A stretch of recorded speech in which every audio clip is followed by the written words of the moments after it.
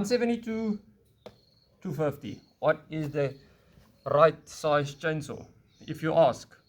But both of them have the same bar length. Yes, same bar length, light duty, medium duty. This is the top range for homeowners. This is entry level for homeowners. Little bit of wood, thin stuff, more wood, thicker stuff. But this, you can feel and hear the sound difference. That's why I'm gonna start both of them individually so you can listen.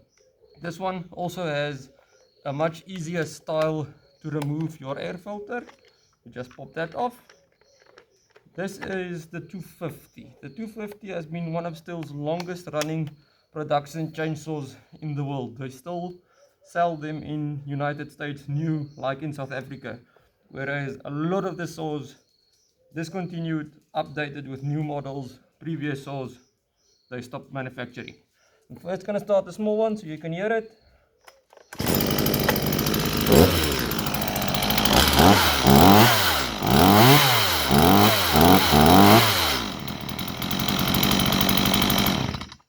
It does have a little bit of a delay when you hit the throttle on it. It has been warmed up, but that's how it is, that's how it's been.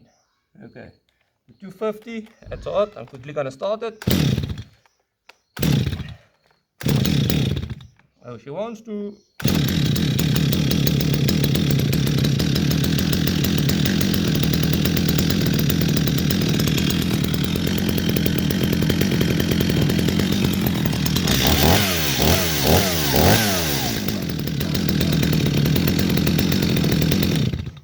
If I were you, add a little bit of money, buy this, it will last a lifetime.